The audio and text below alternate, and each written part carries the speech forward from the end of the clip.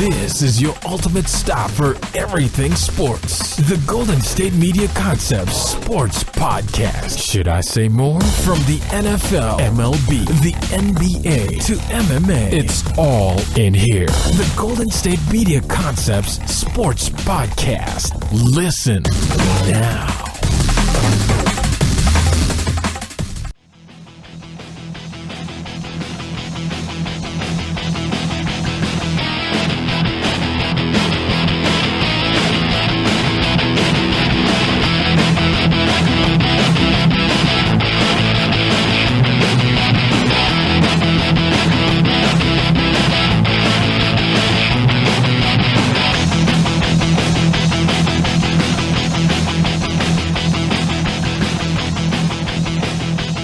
Hello, everybody, and welcome to the GSMC Sports Podcast, brought to you by the GSMC Podcast Network.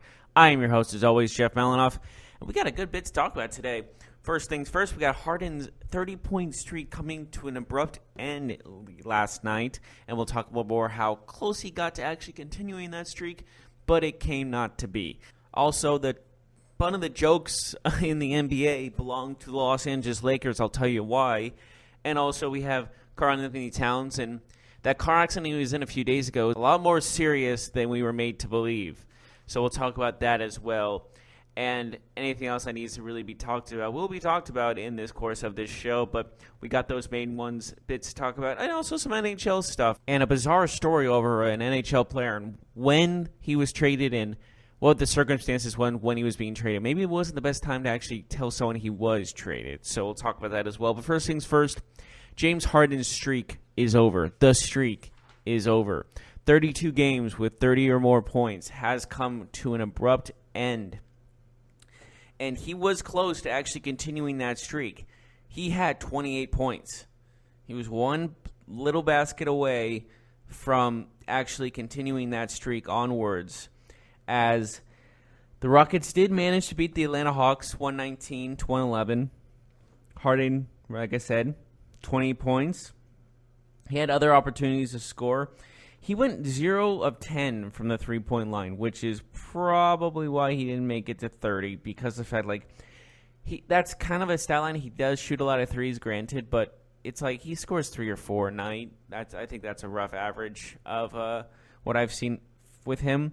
And then just 7 to 21 field goals, and then 14 to 16 free throws. That's just a gimme with the free throws, but he just was off that night. And I guess everyone has their off nights, and even with 28 points, he was off, you can say. But I think the main thing is I believed that there was going to be a good chance he might continue this and break the record. It's the second longest in NBA history, this streak. But regardless, it did come to an end, so we don't need to keep track of Harden's 30-point games anymore. I mean, he had plenty.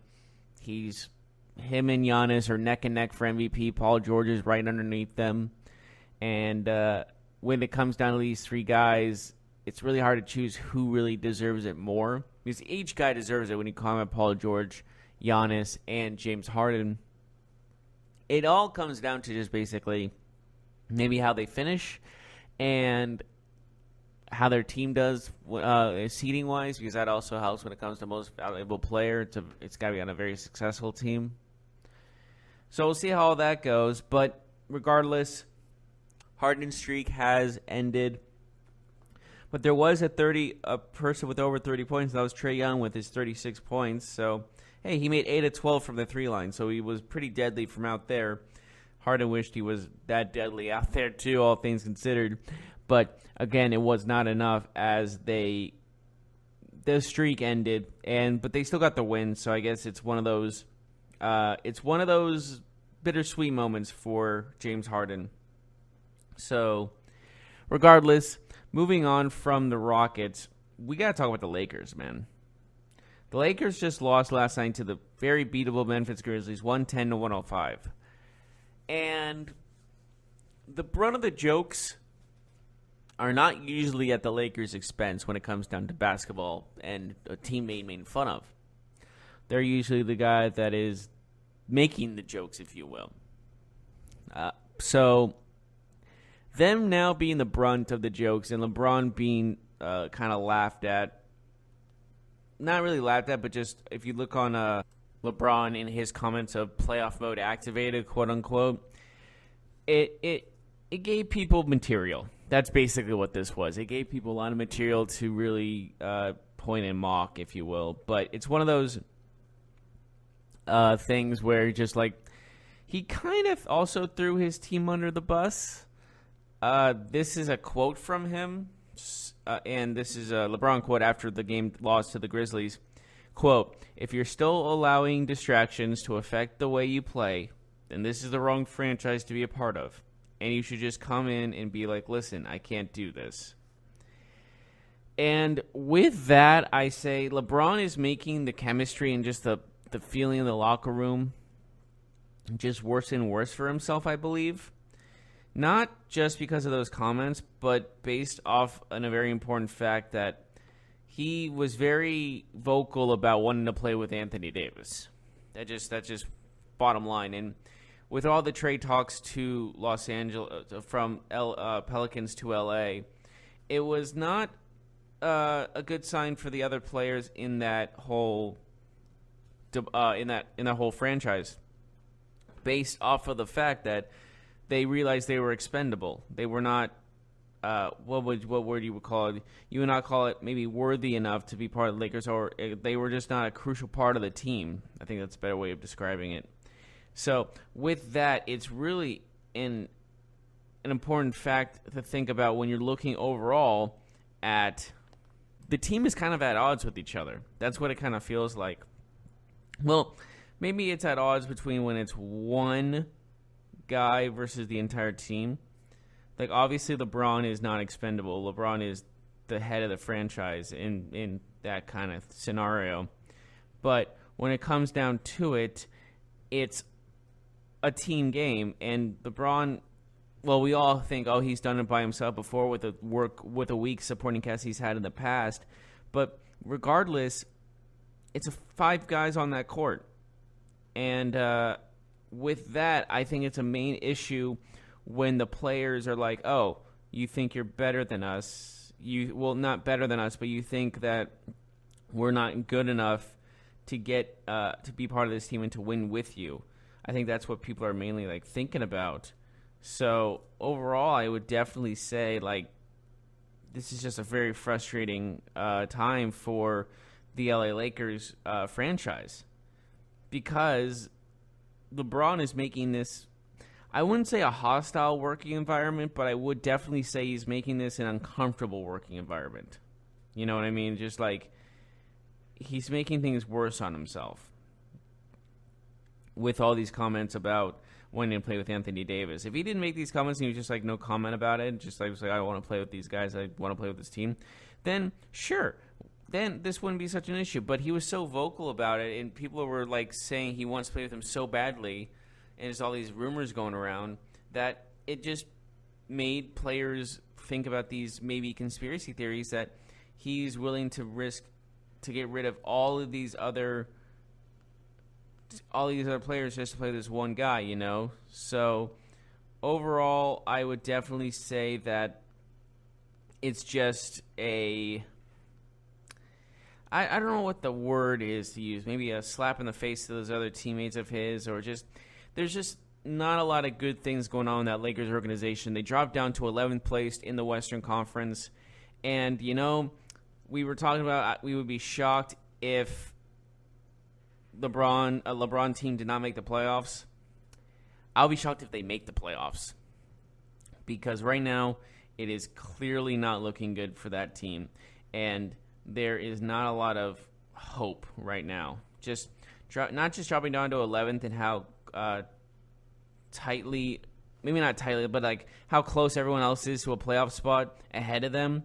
It's going to be very, very difficult for them to even try to make the playoffs because of the fact, like, though there are other teams in front of them, 10, 9, 8, and 7, or 10, 9, and 8, if you will, are all so close to each other that they can just smell the sweat off each other, if you will. They smell the stank off each other because they're all sweating, playing hard.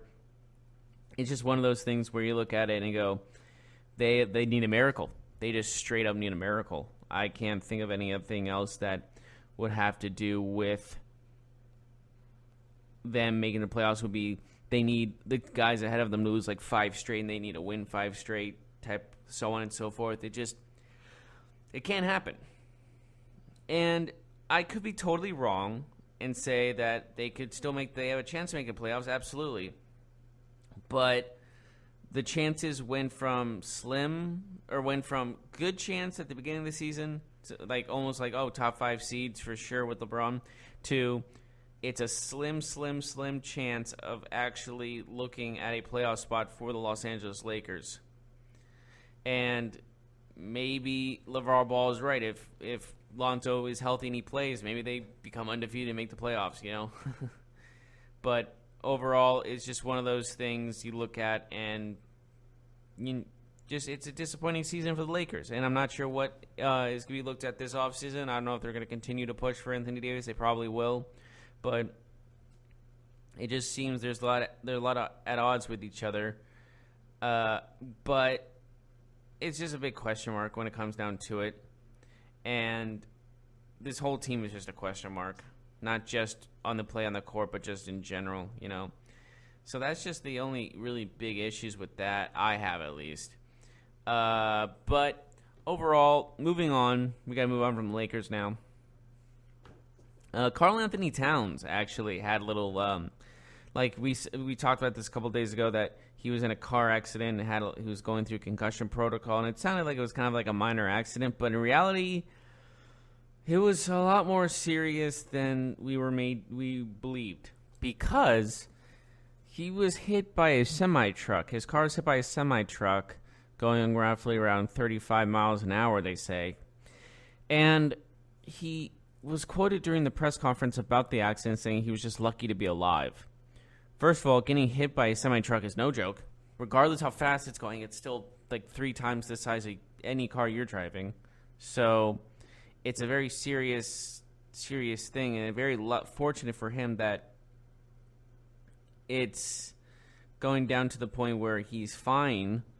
He has only minor injuries, but he even says, I'm one part of the 1% that would be lucky to have only minor injuries, because even if he had a serious injury and not death, I would be considered lucky for being hit by a semi-truck. I'm not entirely sure where he was hit, where the car was hit exactly, but the bottom line is he got hit by a semi-truck, and he miraculously only made it out with minor injuries, because of the fact that this is just absolutely insane. Getting hit by a semi-truck is no joke, and a very scary situation. So we're just glad he's okay, and hopefully everyone involved in the accident is okay as well. Obviously a scary time when you think about it, but it's one of those things where you just gotta just be thankful you're okay and just keep playing basketball. I mean, I don't know what else you can say about it other than the fact that we're thankful he's okay and thankful he's only had his minor injuries. But it's a very scary thought of getting hit by a semi-truck, because I think that's a genuine fear for a lot of other people too, when it comes down to the fact that those are that's where you see like action movies, someone getting hit and dying instantly or something of that nature, or getting it's just not a scary. It's not a pretty sight, and it's just a terrifying thought. But with that note, we will take a short break. When we come back, we'll talk a little bit about football, and we'll get into some of the news and the good stuff like that when we return.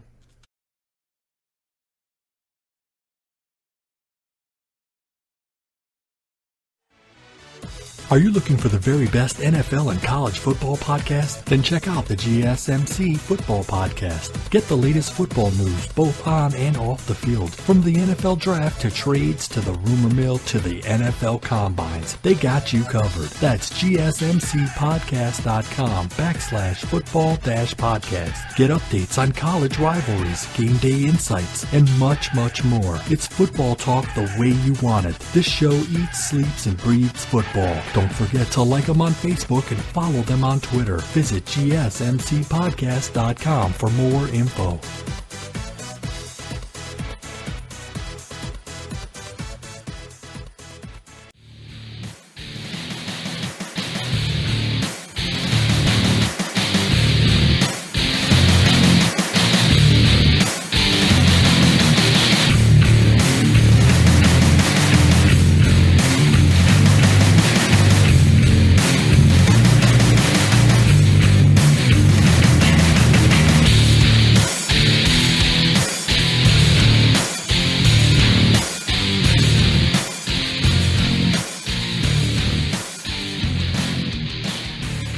Welcome back to the GSMC Sports Podcast. Just finished up our basketball segment. We got the Harden streak ending. We got LeBron and the Lakers at odds, and Karl Anthony Towns with his miraculous recovery from a serious car accident. Now we move on to the football segment. The Oakland Raiders actually have a home now. Yes, they are officially going to play at the Coliseum.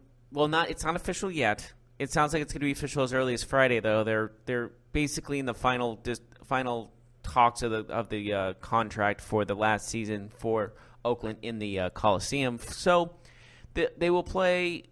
It's basically 99.999% happening that they will play in Oakland for the one last season until they go into Vegas in 2020. So that is a huge. I guess that's just a huge relief for the Raiders organization because now they have a place to actually play football in. Because obviously they were going to, but who knows where it was going to be. I don't think people really knew what the situation was going to hold. But regardless, it is going to happen. They're playing in Vegas, or they're playing in Oakland, one last time. But I think the main question is, how are the fans going to react when it comes down to it? How are the fans going to react to the last couple of games in Oakland? Will they boo? Will they cheer? There's going to be some cheering, obviously, but will there be some? Will there be some hostility between the Oakland Raider fans and the Oakland Raider organization while they're Oakland Raiders one last time for one last season? So it is quite a big question mark, all things considered, when it's coming down to it. So I'm looking forward to actually seeing how the fans would react rather than how they play, because I know the Raiders have multiple first-round draft picks. They traded Khalil Mack for a first-round draft pick this year and next year, and they traded Amari Cooper for a first-round draft pick this year. So they have 3 first-round draft picks this year and 2 next year. But the problem is with those 2 first-round draft picks they traded for Khalil Mack and Amari Cooper, the 2 draft picks they got, they were expecting to get bottom 15 pick because they didn't expect those teams to make the playoffs. I don't think anybody really did going into the season. I know adding Khalil Mack really boosted up that defense for Chicago, but I don't think anyone expected them to do as good as they did. So now, since both teams made the playoffs, the Raiders are stuck with 2 picks in the 20s and their pick at number 4. So the question remains, was this a good trade? Obviously, it doesn't look like it right now because of the facts that their picks they got in return are the number 24th pick and the number 27th pick. So they have 4, 24, and 27. So they have 1 very high pick, but 2 very low picks, which is a serious issue when they're looking to rebuild. And John Gruden has also stated that he's willing to deal those draft picks, unknown what he wants in exchange for them, but he says he's willing to deal those draft picks because he realizes that the number 24 and number 27 pick are not the picks you usually want to get when you trade an all-pro generational talent in Khalil Mack. And let's be honest, Amari Cooper was a little disappointing in Oakland for a little bit. He had some good moments. He had some bad moments. He was just a player, just a solid wide receiver. Then he really turned up the gears a little bit and really helped the Cowboys get into the playoffs. So basically, Gruden's plan backfired. I think he was expecting, maybe he was hoping to get 3 top 10 picks. And they were hoping that the Bears weren't good enough to move on and the Cowboys were going to stay where they were because that trade happened before the deadline and they were not in the playoff hunt at the time. But luck was on their side, the Cowboys that is, and they got into the playoffs. They got a very high draft pick. So it was for the Cowboys, it was a very easy win in their minds since they made the playoffs, and that draft pick is now 27 instead of, let's say, 9, if you will, just going off of assumption.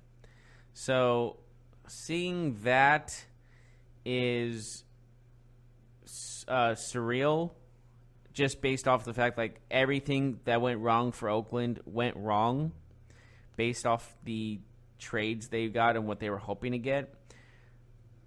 So I think the main question I have for that is that John Gruden's fault that the Bears and the Cowboys turn out to be so good in playoff contending, and even the Bears were Super Bowl contenders during that postseason run before they unfortunately lost? But the thing is like I wouldn't really blame him. Well, maybe not blame. Maybe that's a strong word, but I would say that more along the lines of just how frustrated fans are that he gave away draft picks that turn out to be not as worthy as they would hope. So he's basically the scapegoat in that situation. I don't blame the fans for being upset because, let's face it, if it was one of those trades where they get 3 top 10 draft picks, including one of their own. So their own pick, a Cowboys pick, and the Raiders pick. They're all in the top 10, excuse me. Well, that's just the thing. If they were expecting it, they got that, then people would be like, oh, then this worked out perfectly for Raiders. But it didn't. It turned out to be the complete opposite. So that's unfortunate, of course. But how I see this going is, if they deal out these trades, for, I don't know, next year's picks, they better be hoping they're trading with some team that's not looking to win right now, you know? So I'm not sure how or if they even don't trade, if they don't trade those picks, the number 24 and number 27 draft pick, they need to do something. They need to do a very good job of making those picks worthwhile.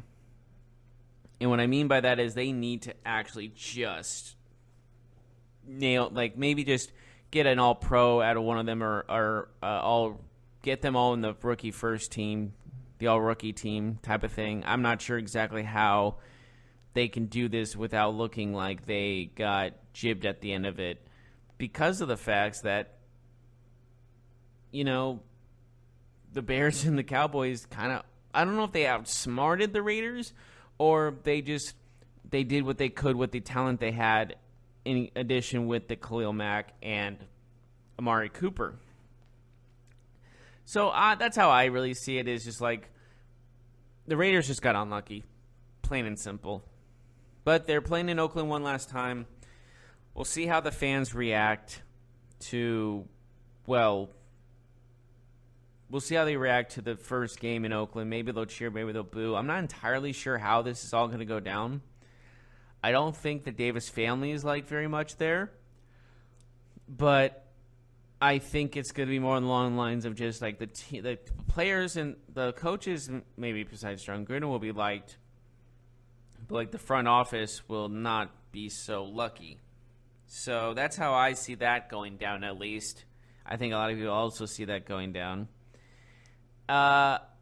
Also, you just got to look at the facts that they're probably not making the playoffs too. So this is probably going to be another losing season for Oakland going into Vegas. So obviously not the best of starts for an organization that's trying to find a new fan base in a new city that's never had a professional football team before. I mean, they just had their first professional sports franchise when it comes to the NHL not too long ago. Last season they had their first season. Yes, and the worst part for the Raiders in this situation is the Golden Knights made it to the Stanley Cup final. No team's ever done that before. Actually, that's not entirely true. There's been one time where an expansion team made it to the Stanley Cup in their first appearance, and that was the St. Louis Blues way back, I believe, in the 60s. And that was also due to the fact there were multiple expansion teams. I think it was an all-expansion team division they were in, hence why they won and hence why they got so far. So it wasn't like they faced quality teams that were already stacked or already set in their late in their franchise existence.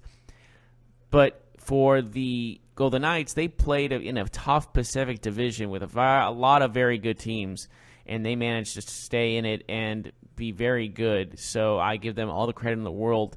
So the Raiders are just looking, with all this hype going into Vegas, as like extremely unlucky, I guess you can say, because of the facts that since the Golden Knights were so successful in their first season, and still are, they're third place right now in the Pacific Division in the NHL, and are looking to make the playoffs for the second straight year.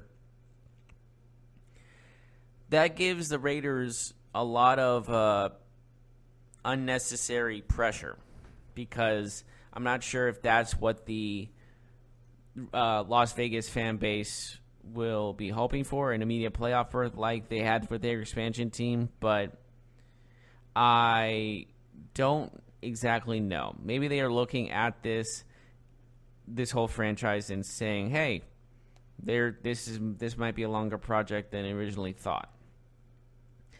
But can they afford a long-term project in Vegas? I'm not sure. They're getting that brand new billions and billions of dollars stadium, so I guess they have no choice but to, if they take a while to pull this off, then this is going to be one of those things where they're going to have to deal with it, and they might have to have a very lull in attendance, like maybe even like the Chargers did this last season, and just hope for the best. Like, this is a very rough situation they're going to have to going through, and hopefully they can get through. Hopefully they can get through this, but we'll see if this gamble to go to Vegas is going to work for the Raiders next season. We still got to wait another season. Like I said, there's 99% chance they're going to be playing in Oakland one last time. And I'm actually going to look forward to seeing the reaction as the season progresses, regardless if they're winning or losing, because they realize the season ending, when the season's over, they're not going to have a football team in Oakland anymore. But I know that's all based on assumption and based off predictions and whatnot. All right, so moving past the Raiders, we're going to move on to Robert Kraft yet again, as he might be facing up to a year in jail with his charges of his being involved in the prostitution sting. And with all the assumptions and all the stuff happening, Robert Kraft could be facing a 1 year in prison if convicted on the first-degree misdemeanor charge of soliciting another to commit prostitution. And according to TMZ Sports, he could also be sentenced to 100 hours of community service and required to attend a prostitution and human trafficking awareness course. Of course, the 77-year-old Robert Kraft was among the 25 people in Florida. The Florida police announced Friday who would be charged involved with the prostitution sting they did, and it's an interesting thing to think about if he gets a year in prison, because he's also like, it sounds like what the charges will be, if I'm reading this correctly, since it says the charges are, if he's convicted on the first-degree misdemeanor charge of soliciting another to commit prostitution. So the charge will be he was caught paying another woman to do prostitution. I could be wrong on how that statement went. It sounds a little confusing, all things considered. But I don't know. This sounds kind of a touchy area. Like what's the exact reasoning for the charges? What are we doing in these charges? What's like the exact information that we know? Because it's a touchy, like I said, it's a touchy subject, but it's also on the facts that who knows what's going to actually go down. When I mean go down, I mean like what the charges are actually going to be once it hits court. It says the court's going to happen roughly in April. So there is a long time from now until then to really get all the kinks out of this whole ordeal. But I truly believe that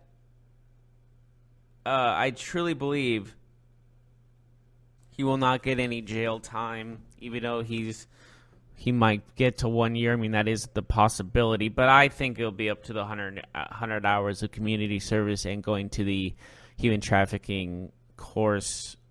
I guess that's like a class in where you say prostitution is bad. I think that's an obvious thing to think about, but I'm not sure what the class will actually hold in itself or what the actual idea is. So when it comes to that, I really don't know how this is all going to go down. I feel like this is going to be one of these cases that's going to go on for a long period of time. So because some of these cases do go for a long time, like an unnecessary amount of time. So we'll see how this all goes down, but we're going to take another short break. When we come back, I have some interesting NHL news when it comes down to a certain trade at the wrong time, and I'll talk about why that is when we come back.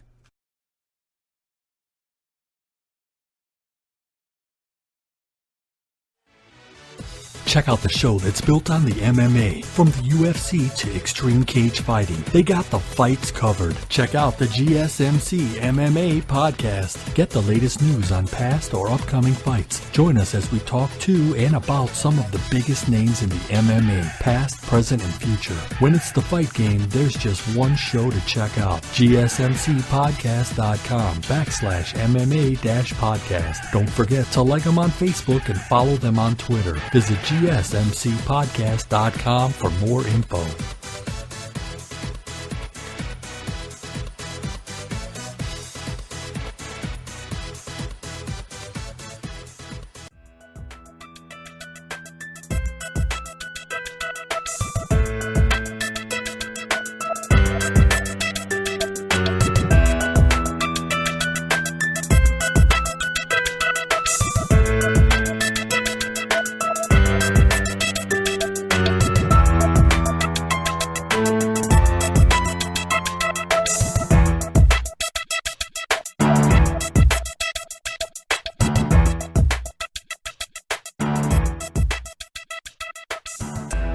Welcome back, everyone, to the GSMC Sports Podcast. Just finished up talking about Robert Kraft and his situation, if you will. But, okay, I gotta ask, what is this TikTok app?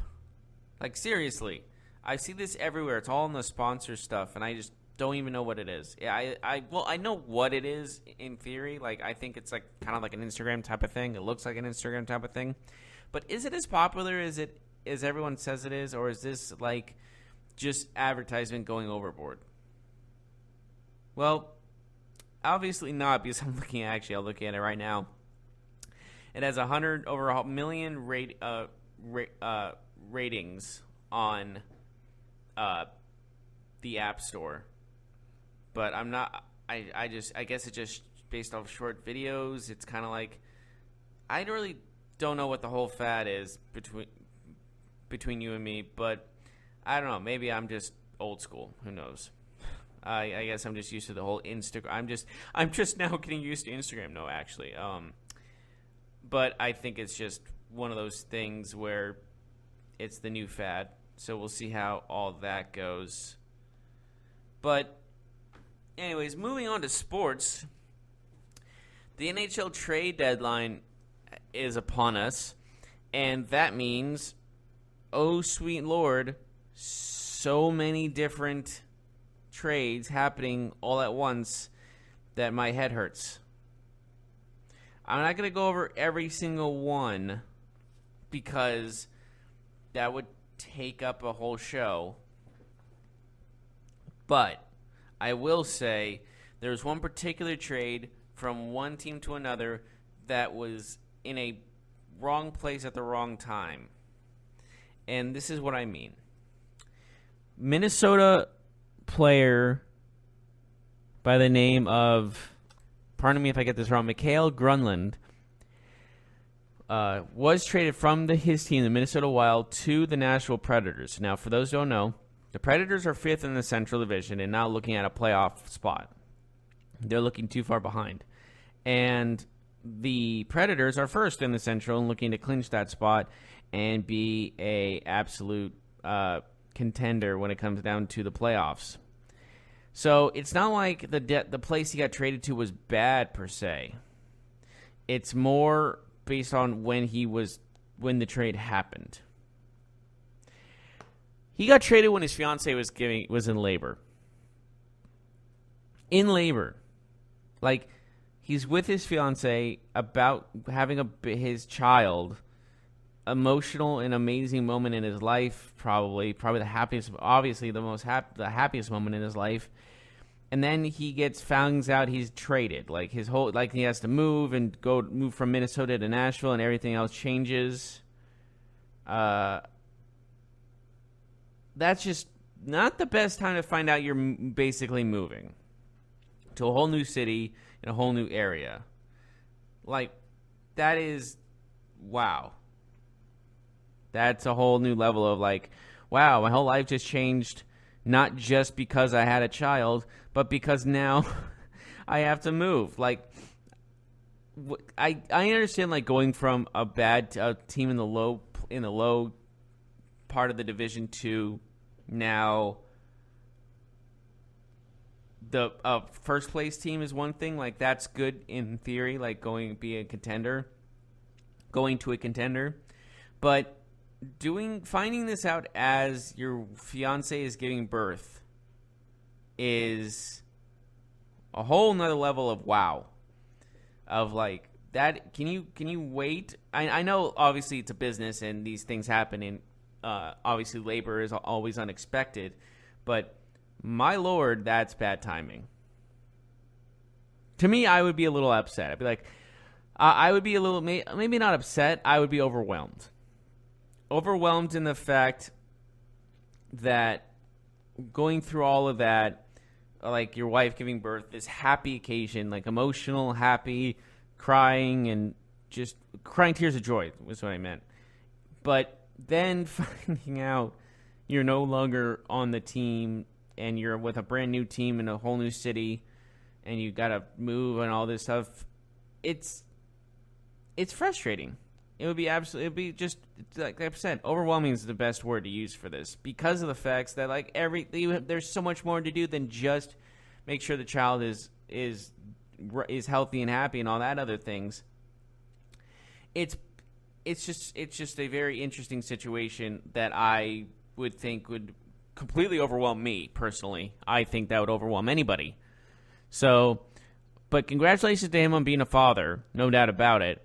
And congrats going to a new team that's a lot better than your old team, because you've been traded to make that push to the Stanley Cup final, to bring the Predators back to the Stanley Cup final, because they were in the Stanley Cup a couple years ago against the Penguins but lost. Then the season after that, they won the President's Trophy, which is the best regular season, which is probably going to go to the Tampa Bay Lightning this year because they already have 100 points, and the closest team to them is the Calgary Flames, and they have 85 points. They actually might break, like, the all-time record for points in a season, I believe, is 132. And so if they continue to play like this, they have a chance to break the record. It's a slim chance, but that's still a chance nonetheless. So that's an exciting time as well. But regardless of Tampa Bay, going back to Nashville, making that trade is definitely one of those things they did to make a push for a run in the playoffs. And I'm not sure where they're going to be in the playoffs. They're first in the Central right now, so I'm assuming they're going to be playing.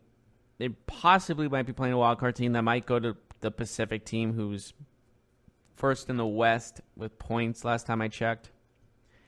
But regardless, I think that the Predators, even without Grunlund, who's still a great player and is still a great addition to the team, no doubt about it, is still a serious threat in the playoffs because they've made a run in the past. It's a lot of the same guys on that team from their Stanley Cup run to the Stanley Cup final, at least. They didn't win, but the run of the Stanley Cup nonetheless is challenging. So, honestly, it should not look at the Predators lightly. They look pretty good heading into the Stanley Cup playoffs. That's not for a little while. Anyways, I just thought I would talk about that. But since we're on the topic of the NHL, let's just go into how everyone else is doing in the seeding when it comes down to the Stanley Cup playoffs and where everyone stands right now. Get it? Standings. Yeah, you get it. You get it. And right now, like I said, the Lightning are first overall, not just in the East, but just overall in general with 100 points. And in their own division, the Atlantic Division, the Bruins and Maple Leafs are the other two teams in the Stanley Cup playoffs for that division.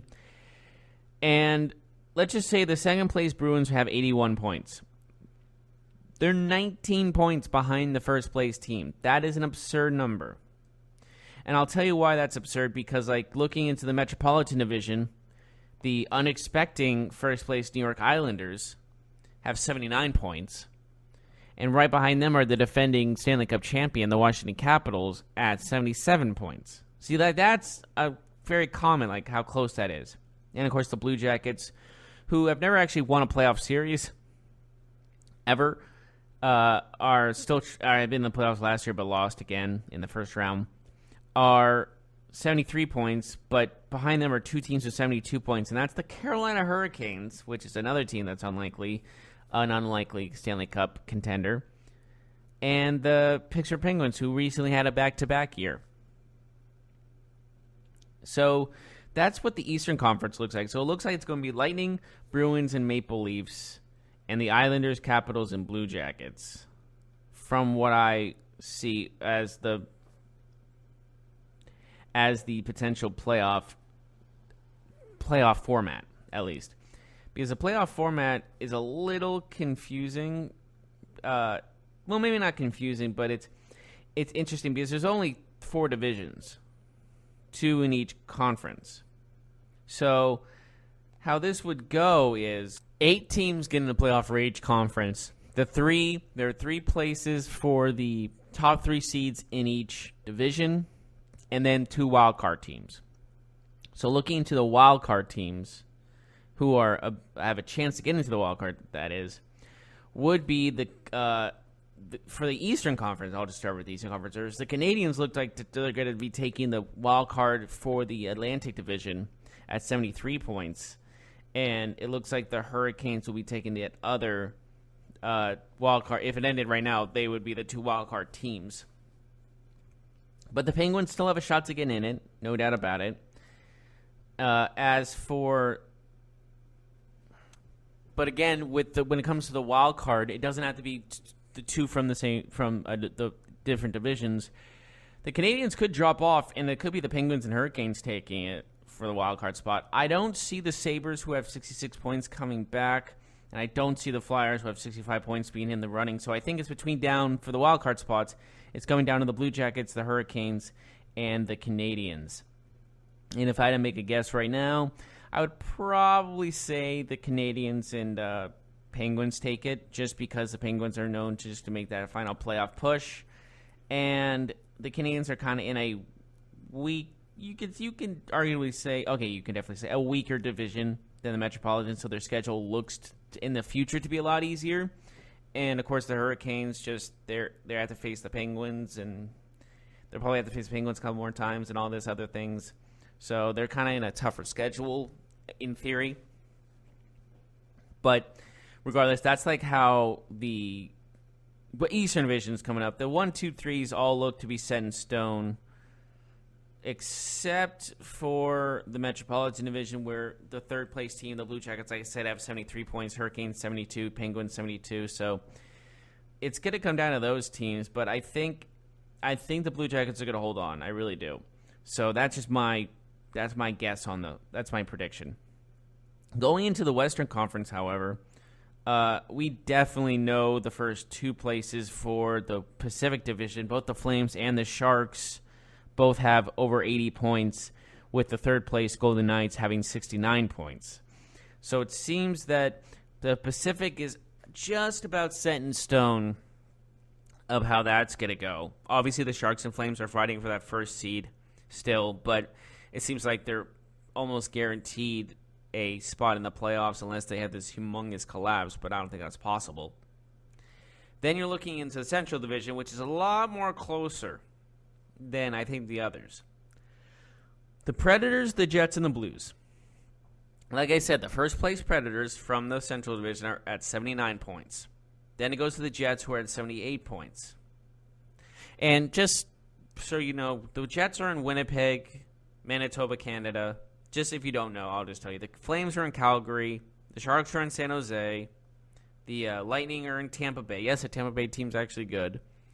Boston Bruins, Toronto Maple Leafs. Can you guess where the Canadians are? Yeah, Montreal. And so on and so forth. You probably know the rest.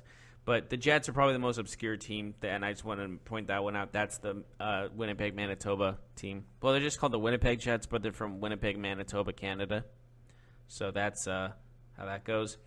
Then the St. Louis Blues are in third in the Central Division with 72 points. And then it's the Stars with 67. Dallas Stars right underneath them at 67. So how I see this happening is it looks like the two teams that are going to make the wild card are in both the Central Division. But fighting for that last wild card spot seems to be going to the Wild and the Avalanche. Yes, the Wild are still in fifth and the Avalanche are in sixth in the division, but how weak the Pacific Division is at the bottom. Like the Coyotes are at number 4. The Arizona Coyotes are number 4. And they're only at 63 points. So it seems they can still make the wild card playoffs. It's going to be a long shot, but it seems like it's going down to either the Stars, the Wild, or between the Stars, Wild, and Avalanche. The two wild card spots will be decided between them.